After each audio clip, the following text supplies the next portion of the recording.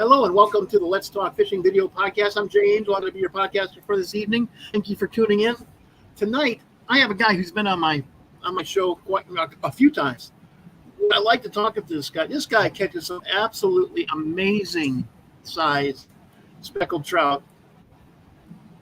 Makes me jealous, just jealous. And he fishes in Florida.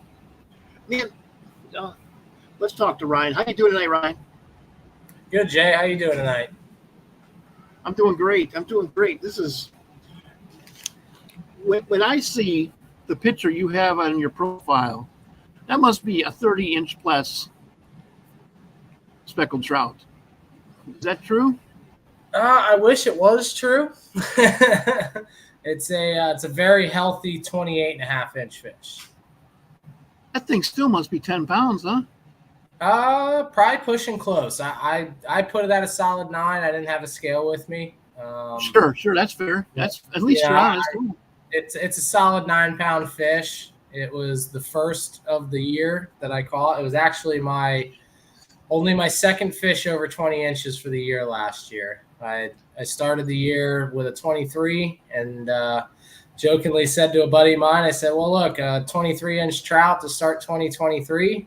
I said it's like it's meant to be, and just kind of joking. And a couple hours later, after catching, 20 or 30 redfish and a handful of other smaller trout, that fish inhaled a 5-inch paddle tail, and she ate it right next to the boat. I mean, right Oh, off. man.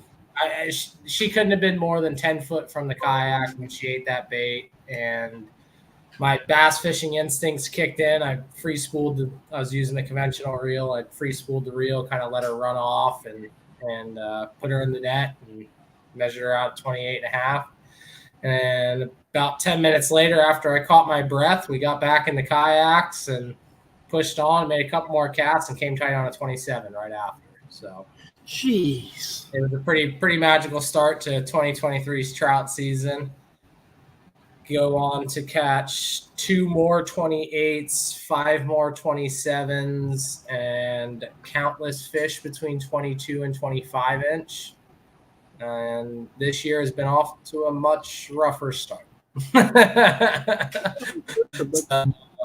hard to follow that. How do you follow something like that? We already have a comment. It says Facebook user. He says it is only fish. But, man, what a way to start off a season, though. Yeah, I mean, last year, and you're having a harder time this year, but things change. I live in Louisiana, man. We lose whole islands. One hurricane comes through. So yeah. I understand. This year, they decided to drain our lake, our saltwater lake. That's where these big trout live, and it's just the bite hasn't been there, and I've been spending my time doing other things a little bit more productive, a little bit of snook fishing, a little bit of wahoo fishing. You catch snook out of your kayak? Yeah, we drive about an hour and a half south of Jacksonville, and we get into them pretty steady down there. So we'll launch kayaks, and this first trip of the year, we've done one trip this year. And I think I put in 11 miles that day, just covering water, throwing lures, hitting bushes, just junk fishing, really. It really hasn't gotten good yet. I like the summertime for snook fishing, but I have never fished for snook. What do you use? We use a wide variety of things, a lot of top water, soft plastic swim baits from 3 inches to 5 inches, mirror lures, the MR17 twitch baits. They'll eat a whole wide variety of things. If the bite's really slow, we'll throw a mullet, live mullet. Oh yeah, like we were talking about before the show. I am not above in the marsh throwing live bait. It's got to be a really slow day for me to pick up live bait. I can't sit still in one place for too long, and be effective with live bait. There's certain fish, 100%, if we're flounder fishing, I'm not against dragging a mullet, but I almost fish a live mullet like I do a lure. But also, I don't drag them. I'm using the yeah. board with live bait underneath it. So So you're still throwing it out. You're still actively working it. Yeah, that's true. I've never been much of a fan of the popping cork myself. I know over there in Louisiana, where you're at, the water's so dirty. It's like you can't not use it. You got you got to have it. So you got to call them in. Yeah, that's what we say. Call them in. Call them in. Yeah, here we got. I mean, the water's pretty dirty, but I wouldn't compare it to anything like anything coming off the Mississippi. Oh yeah, we have the crap from half the nation. Yeah, actually right. the continent, because the Mississippi River drainage actually does go up to Canada a little bit. Yeah. So half the continent, so. But that's why the water is so fertile, and that's why we get huge schools of redfish and speckled trout. Yep. And why the offshore fishery thrives the way it does too. Yes. I just don't know much about the offshore fishery because I'm so focused on redfish. I fell in love with them the first time I hooked into one and took a 50-yard run. I could not stop it. It was like a fruit going. And every redfish fights differently. I mean, we get a lot of them here, especially when we push up way back in the marsh. And I've had redfish where you hook them and they jump out of the water thinking they're a sailfish or a tarpon. I had one almost jump in my buddy's kayak, and that is so exciting.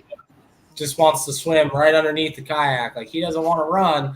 He wants to come and just hide under you. That is so exciting. I love it when redfish do that, when you hook into them and like when you're fishing for them in like less than a foot of water and you can see their wake. Oh yeah. That's my favorite way to fish for them. Yes, exactly. Now you can't use popping corks when it's like that because the redfish will attack the popping corks. Oh yeah. Yep. They're that aggressive, and I've heard stories about them coming up for topwater lures, turning over and grabbing the lure upside down. That I've never seen that, but I've heard stories. Yeah, I mean, I like to say they're probably the worst fish at eating a topwater lure. I mean, obviously their mouth's situated underneath of them, so it makes it pretty tough for them. But yeah, they can get pretty aggressive. And when they decide they want to eat something on the surface, you never know what they're going to do. So, now I have talked to guys who guide both in Florida and Louisiana, and they say that the Louisiana redfish are more aggressive because of the dirty water. That when you see one, you can pretty much cast anything out to it, and it's going to eat it. Yeah, I could see that, and I know you guys get huge schools of fish too. It's huge. That could be another part of it, right? It's like, all right, well, we got to compete for the food. It's a thing, when I fish the shore, we have about 6 spots within a 5-mile area on the side of the road, and we'll just go spot to spot to spot, casting our swim baits until we either see bait or we start seeing fish, or one of us hooked into something, and we have 3 guys, 3 limits in 10 minutes. Jeez. It's happened. We're not talking, 35-inch fish, but I don't eat 35-inch fish. No. I throw those back because those are the breeders, Yeah. We were sheepshead fishing. I kept the smallest redfish I've ever kept. It was like 19 inches. And here in Florida, it's 18 to 27-inch slot. And we had 3 guys on the boat. We weren't targeting redfish. So I was like, well, it's a bonus. We'll keep them. And I will say it was the best eaten redfish I've ever had. I mean, I'll keep them 24 to 26 inch range, and they're delicious. I love them. But about 22 inch. 22 inch is my favorite size to keep. Get enough meat off of them, but the meat hasn't started to. And that's not a tournament fish. The tournament fish are 24 to 27 inches. Okay. So I let those boys, play with those. What is your limit over there in Louisiana? What do you guys get? It's going to change. It's going to change. It's going to change soon. But right now it's 5. It's 5 fish between 16 and 27, with only 1 over 27. But I believe it's going to go down to 3. Oh Geez, wow. I should know this, but I don't keep any fish, so I don't really care, you know.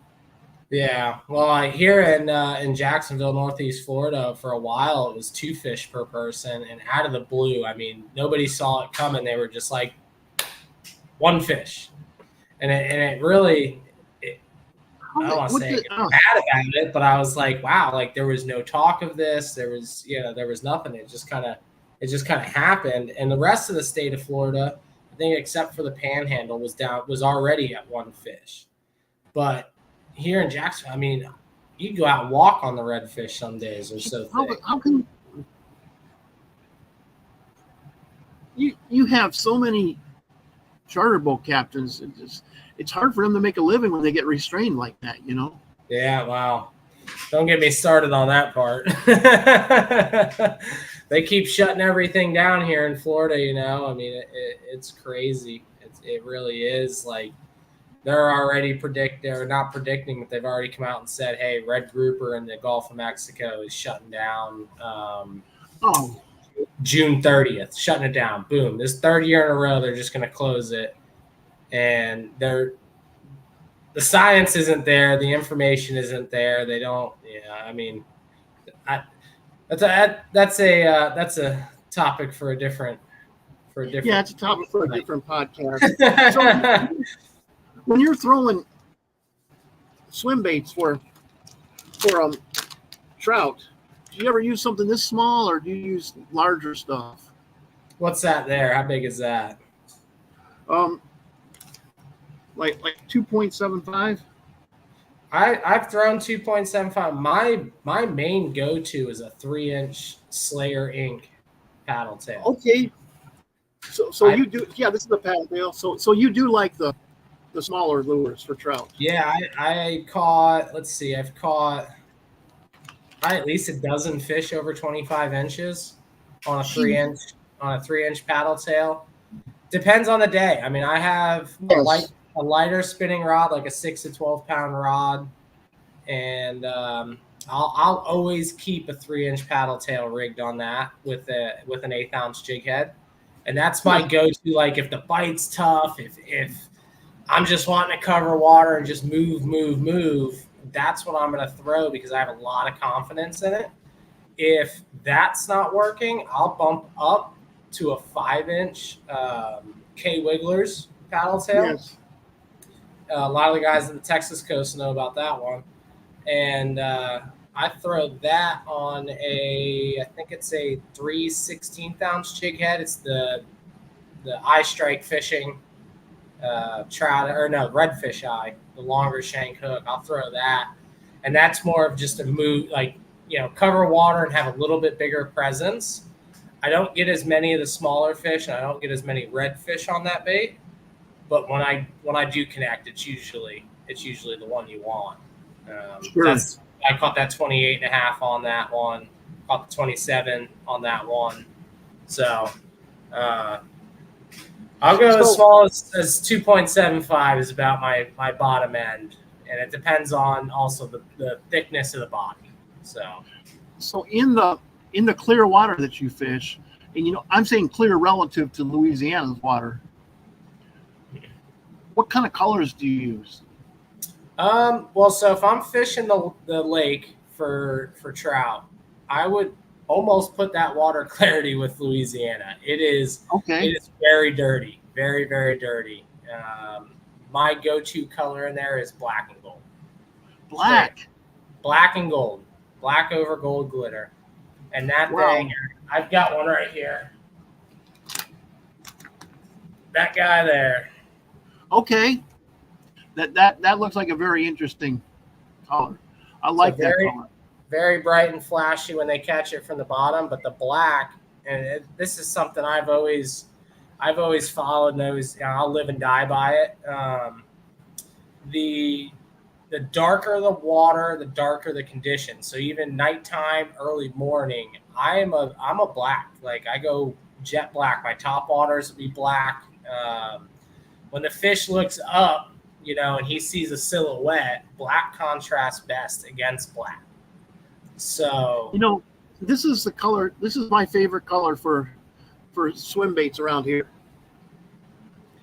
And now if I go snook fishing, whether it's dirty water or clear water, that right there is what I'm throwing, you know? Sure. Oh, we have a comment from a guy from USA Kayak Fishing Magazine, Roy Widgeon. He said, hello from USA Kayak Fishing Magazine. Roy, I have a kayak fisherman here who catches amazing sized trout. Trout that I can only dream about, man. They get that big in Texas. They get that big in Florida, obviously. And they do get that big around here. I've just never caught them. They get that big in certain parts of Florida. That's the catch there. I will say there were 2 world records caught last year out of the body of water I fish. They were fly fishing world records set by the same gentleman, 30 days apart, and he broke the 6-pound fly fishing world record and the 20-pound record as well.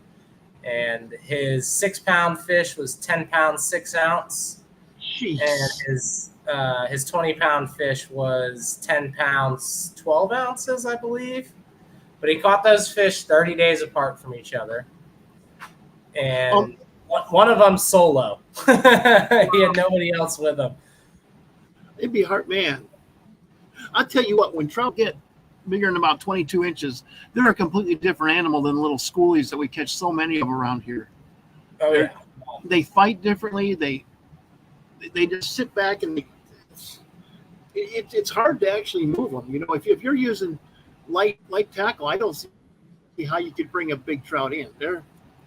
But you don't really want to use light tackle of all the That's reds, the other thing with trout is you can't up your tackle because you're going to rip the hook right out of them.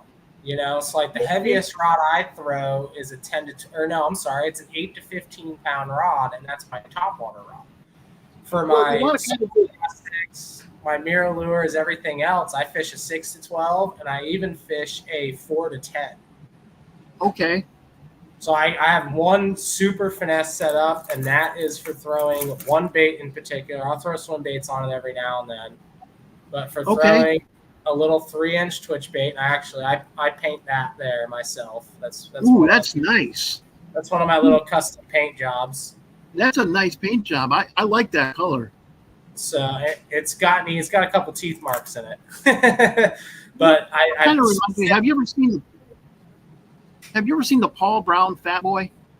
Oh yeah, we throw quite a few of them. Yeah, I've always wanted to use that. A guy who was supposed to take me fishing, but he canceled. He was going to introduce me to that, and I said, "Man, I've always seen those." Roy Widgeon says that the PT11 mirror lure for him. I'm not familiar with that. I'm not either. But also, Roy said that he needs a saltwater kayak angler for his magazine. So you might want, it's called USA Kayak Fishing Magazine. You might want to get with him. His name's Roy Widgeon. All right, yeah, I'll get with him after the show for sure. Yeah, Roy, go ahead and give him actually.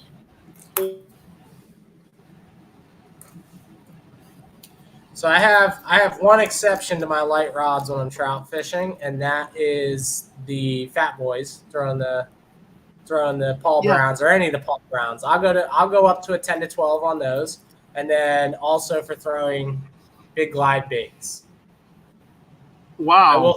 I will throw that for trout. I've caught 2 on that one specifically. I've had a couple other glide baits I've experimented with. I even tried a 6.5-inch glide bait for a little while, but the fish really just weren't doing it. They weren't even eating a 3-inch paddle tail. But this is one I'm excited for when they bring our water level back up on the lake this year. Look at that. The giant trout in our fishery will eat redfish. So I painted this guy up. I think I did a pretty good job nailing the back color and some of the other, a little bit of gold in there. Got the tail dots, obviously.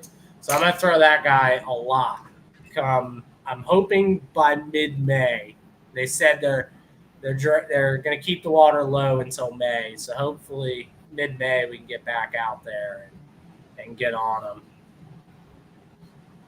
Yeah, I wish you the best of luck with that. Please stay in contact with me. I'd like to see pictures of that. Oh, yeah. It's probably Not completely drain the lake? They didn't drain it completely. The lake holds an average depth of about 3 to 3.5 foot of water. It's very flat.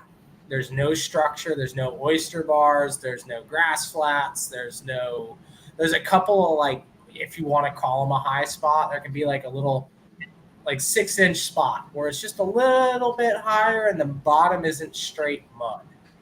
And it's 9 miles long by half a mile wide at its widest point. So it's just 9 miles of the most barren flat you've ever fished. I mean, there is no structure. What is holding these monster trout? They get in there and they grow so large because there's a large amount of food. I mean, there's mullet. There's an amazing shrimp fishery, especially in the fall. The shrimp get in there and they just grow and they go crazy. There's croakers and ladyfish and pogies. Oh, yeah. I mean, there's all kinds of bait fish in there. And the only predator, which isn't a predator to a trout necessarily, is alligators. There's no dolphins. There's no sharks. And 90%, I want to say 90% of the fishermen that fish this body of water are respecting the whole release over 20 movement, right? Sure. So, here in the state of Florida, you're allowed 5 trout and you're allowed 1 over 19 inches. 90% of the guys out there release those fish. Okay. Boy, that's awesome. So what I've been meaning to ask you, what is this zacattack.com? So Zac Attack is a offshore lure company. That's where I work, actually. I hand make, and we hand make all these lures, the resin head lures, skirted lures for tuna, mahi, sailfish, marlin, wahoo. I mean, the list goes on and on what you could catch with them. But that's my full-time day job. We're affiliated with Diamond Fishing Products as well. Owned by Diamond Fishing Products. I work for both companies essentially. Diamond Fishing Products is a high-end monofilament distributor and high-end braid as well. I mean, we make Sure. some of the best fishing line on the market as well as a lot of other products. Currently, I've been doing some testing lately on a new braided line that we're getting ready to release. I think it's gonna change the game when it comes to fishing artificials. It's an 8 carrier braid, carries, it holds up to every other 8 carrier on the market. There's none of that 4 carrier or 9 or any of these weird numbers, but an 8 carrier braid allows for the best knot strength. And we've found a material to reduce the size of each individual strand. So now we're able to weave that together and come out with a much thinner, just as strong product that casts amazing. It holds a knot amazing. It doesn't win knot. And I put yes. No, easily more 10 yards. I improved my cast almost 10 yards on average, and that's fishing the equivalents. So we're going to also run that. Currently our lowest, our Diamond Fishing Products Gen 3 8X braid, we go down to 10 pound on. We're going to run this new one down to 6. And I've been fishing with the 6 personally. And when I say it looks like a hair, it's not for those who can't see when they're tying a knot. I'm not gonna lie. It's not easy to tie with it. But wow, I mean, it's incredible. Yeah. And that would just make me mad because my eyesight's so bad anymore. and I try to tie on a floral leader to go bass fishing, I have to do it the night before. Sit there with my magnifying glass and my glasses. And one of the big perks you'll see with this new braid is gonna be on the higher end here. So if you typically fish a 10 pound braid or a 15 pound braid, you could go up to the 20 pound that we're going to offer in this, but it's going to give you the same diameter. So you can fish a stronger line at the same diameter, not affect your casting and stuff like that. I mean, I've been surf fishing the last couple weekends and testing the 30 pound. Yeah. in this new thinner braid. We haven't come up with a name with it yet. So a thinner braid. I mean, with surf casting, it's all about being able to cast 100 yards. Yeah, exactly. So, I mean, so your 20-pound is very castable, you said? Oh yeah. And I went up to the 30. I normally fish 20-pound braid in the surf. I went up to the 30 to just limit me. If I mess up a cast or something happens, if the bail shuts in the middle of the cast, hopefully I'm not going to send a 4-ounce Sputnik weight into orbit. Yeah. But, just in case you hook a bigger fish, if you hook a red fish or a black drum or something, I have a little bit heavier line and much more comfortable with it. But that's what I usually do, either black drums, red fish, or once in a while. I mean, it's a pain, but I'll hook into a Jack Crevalle out there, or even sharks, Yeah.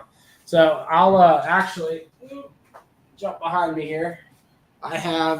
You were asking about the Zac Attack and what we do. So that's one of the heads we make. You've got to ignore the fact that the eye is upside down. That was my mistake. This is a resin trolling lure head. So we'll put a skirt on the back of here, and then the lure will be out there. Out to there. Okay. Be a 14-inch lure by the time you're done. But that's what we build every day. We go down as small as. I'm just not used to looking at them. So this is it's my new keychain thing, but that's the smallest we go. So that's for size comparison, that versus that, and this isn't even as large as we go on them. They're all 100% handmade right here in the U.S. We've got two, me and one other full-time guy and a couple extra hands, but we distribute those across the world.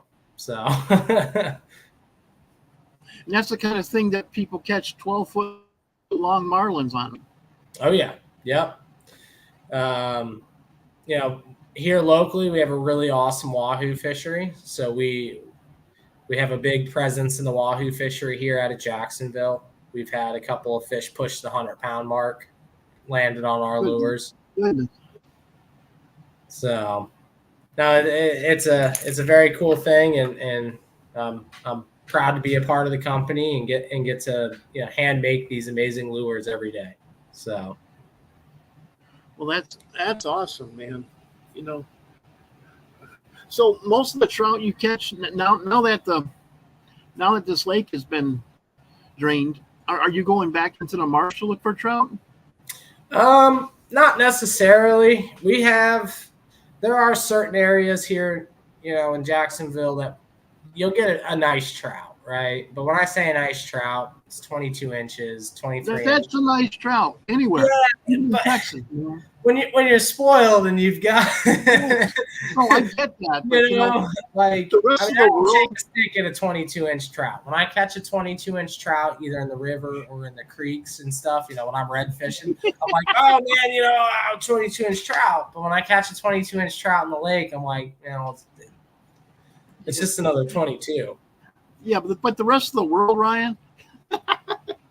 I know. With you, you and a few places, your lake and a few places in Texas, they catch those 30 inchers, but the rest of the world, we just drool over your 30 inches.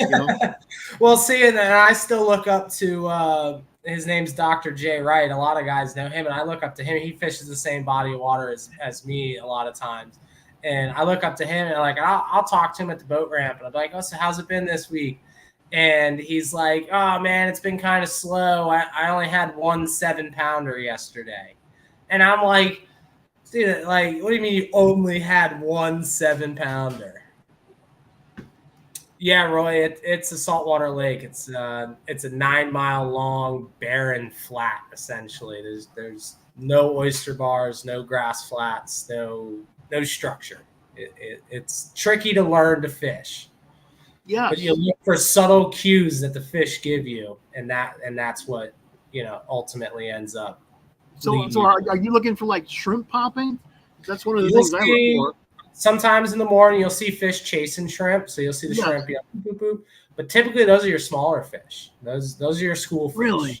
You're going to have 50, a lot of 10-inch to 20-inch fish chasing those shrimp around. The big fish, a lot of times, like I've seen a couple big ones blow up. They'll come up and boom, crash a mullet. And you're like, all right, there he is, and you'll fire over there. And whether he eats or not is a totally different thing. But a lot of what we look for is just an area loaded with bait. And in this lake, it's hard to be like, well, there's tons of mullet here. Well, yeah, there's a ton of mullet, but they're all 2 foot long, and nothing's going to eat that thing. You know what I mean? So we look for specific size bait, 3-inch to 8-inch mullet. And you're looking for just an area with lots of bait. And the most subtle thing, and a lot of guys won't see this, is a tiny little slick pop-up. And I mean small. So we'll see across the lake, all of a sudden, like wind's blowing 10 miles an hour, you got that nice little ripple, and you'll come across an area where there's 25, 30 foot of just slicked out water. And it usually trails the way the wind's blowing. So you're like, all right, well, something has died. Whether it was a mullet or it's a lot of guys say it's the trout regurgitating to make room to feed more. But if you see a big, big slick, you're like, nah, there's fish there, 100%. Like I've caught a couple big fish out of that. But what you want is like a little, basketball size. You'll see this little basketball size slick pop up, and that's it. That's the one we're looking for. And a lot of the big name of the game with this place is just cover and water. I'll get out there very early. I'm not going to say exactly when, but very early, and I will fish in the dark for until the sun comes up. And how early I get out there all depends on moon phase, pressure, wind. There's a lot of factors that I've kind of dialed in to help me pinpoint these major feed times and stuff. And we'll get out there and we'll just start burning. A lot of times I'll make it 3 miles down the lake before the sun's even up. And then I'll turn back around and work it back, because I know now I'm like, all right, well, it's not happening here. I'm going to turn around. I'm going to go back to where I saw a lot of bait. Roy Witcher wants to know what kayak you fish from. So I fish out of a budget Hobie, essentially. It's the Hobie Passport 10.5. So it's I don't think it's the lowest end Hobie that they make, but it's cheap, and it's probably best that I bought that one, because I have beat the brakes off this thing. I've got scratches and gorges from the tip of the kayak all the way to the back from hitting oyster bars. My fins are all chewed up. But it gets the job done. I do wish I went with a 12-footer. The main reason also for me going with a 10.5 is I had to store it out there on my patio. Sure. But then 2 months after storing it out there, the HOA yelled at me and I'm not allowed to keep it out there anymore. So if I would have known that, I would have just left it at work. I would have went with a 12-footer to be able to stand a little bit more comfortably. I can stand in my kayak now, but it definitely gets a little crowded with crate, 5 rods, stakeout pole. I'm carrying a camera now, so I have, out of my right side rod holder, I have an old broken rod that I attached my DJI action camera to. So I've been filming a little bit. So yeah, it's a pretty cluttered little 10.5 foot kayak, but it definitely gets the job done. And honestly, without it, I don't know what I'd be doing. Yeah, I'd be in trouble, man. Exactly. I know a lot of places most boats can't get, especially in the marsh. One of the things I'd like to do, I've never fished out of a kayak, but I'm going to start, and I think Rob's also going to start fishing on a kayak. But they have mother shipping around here. Oh yeah. That the guy who does it was telling me, I'll take you to a part of marsh, and I'm going to point you in the direction. You go 100 yards that way, and you're going to go through this deep of water. Get through that. On the other side, boats have never been back there. Kayak scan. So he mother ships people to that place, and it's in Point of Shame where there's just a lot of big trout. I'm gonna have to get a kayak. Yeah, I mean, a kayak is definitely a great way to get around, and it's super quiet. Like I said, like I was telling you earlier, I've had so many bites from big trout that happen Yes. less than 10 feet from me, and I've missed some really big fish that way too. Like I go and I'm pulling my lure out of the water and it's like, oh, like, and you don't get a good hook set, but, and that's the thing with those trout is they're so fast as well. So like I've had, I'm fishing out of the kayak, I'm fishing this way and I'm reeling, and 15 feet from the kayak, all of a sudden I feel the lightest little tick. Yes. And line starts to move, and then all of a sudden I come tight, and I'm all the way on this side. So he ate that lure, went under me, and before I can get tight, and you get a terrible hook set that way, obviously. And a lot of the times, I'm running out of time here, but I do want you to answer this question: how do you set the hook on a trout? Oh, that's a loaded question. It depends on a lot of factors. It is. That's why I wanted to ask you something. A lot of it comes down to the lure, I would say. A swim bait. So I'm throwing a paddle tail. Single hook. If I'm throwing a 3-inch paddle tail, I'm more gonna not gonna jab it. It's kind of a lean into them. Like it's a little bit of a slower motion, and I'm gonna load that rod all the way. Yes. I mean, I set my drags not loose, like not this, tight. right? Yep, just kind of leaning into them. If it's on a top water, all depending on the bite. A lot of times my top water bites, they'll come up, they'll crash it, and I'll just start reeling. I actually will not set the hook. I'll keep my rod at kind of a 45, and I'll just start reeling until I come tight, and then it's a real slow kind of lean into them. Because those treble hooks are going to catch them, especially when you're throwing a vector, the vector tornado trebles, which I have some here. When you're throwing those damn vector hooks. They are sharp. They are stupid sharp, and the angle on them too. When I'm throwing a glide bait, I set. I mean, it's a hard because I don't know how that fish grabbed that lure. He might have grabbed it right between the two treble hooks, a Corky, Fat Boy Corky, or any of those other Paul Browns. I've started throwing them on fluorocarbon main line. So those I'll really reel into them until I feel that fluorocarbon kind of stretching, and then it's a hard sweep. So I mean, it's a loaded question, right? Absolutely is. How are they feeding? What am I throwing? Well, exactly, but I'll tell you, one of my favorite places to fish for trout is off of a bridge, and it's about 8 feet down to the water. And trying to get a 20+ inch trout up, well, I just get it down and I pull up as fast as I can and throw them on the bridge deck. I want that picture. As a writer, I want that picture. Yeah, it's something that's anything 20 inches. Yes, it's so hard to bring a trout up, and to keep it on when it's thrashing around. It's just so hard. But man, we have got to get to shout outs. Could you please, if you have any shout outs, this is the time to do them. Shout outs Diamond Fishing Products and Zack Attack Lures, obviously, for allowing me to, they let me go fishing whenever I want, just about. Yes. So allowing me to go out and enjoy what I love to do, also supplying me with some of the best fishing line on the market. And big shout out to Vector Hooks for keeping my fish on the hook when I get tight. Keeping the hooks in your hands too. Yep. And anybody looking to pick up some Vector Hooks, you can use my affiliate code, and that is going to be Captain_Ryan, and that'll get you 20% off your first order. So. And that is RYUN, correct? Yes, RYUN, as it's spelled on the screen there. So. Okay, I actually covered that, so.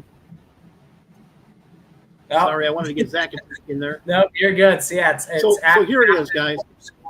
Ryan, and that'll get you 20% off right there for hooks. There you go. That's how you spell it, guys. It's right there. I just took that Zack Attack away so that we can see the Ryan. That's how you always know it's me. And, it's a unique spelling. Yeah, it's different. I like that, man. But, man, Ryan, thank you. I really enjoyed talking to you this last 35 minutes. Actually, it's 40 minutes now. Thank you so much for taking time out of your busy schedule to come on here and talk to our listeners. You always impart some very valuable information. I love it. I learned so much about fishing the salt from you. And as you can see, my pleasure, I don't fish freshwater much anymore. I've become focused, I guess is the best way to put it, but my wife calls it obsessed. No, it's not an obsession. Well, I guess it could be an obsession, but it could be an obsession. Yeah. I've only had this obsession since I was 4, so. Yeah, well, then it's not an obsession. It's just a part of life. It's part of my life. Well, man, like I said, thank you so much for coming on to the show tonight, Ryan. Thank you, everybody, for tuning in to the Let's Talk Fishing podcast. Again, my name is Jay Angel with Ryun Snyder, trout fisherman extraordinaire. And Ryan, please stick around for 2 minutes after we're done. All right. Thanks, Jay. Good night, guys. Man, you know what, guys? It's Thursday night. Make your plans. Get out there this weekend. Because take it from an old man like me, you only get to do this once and it goes fast.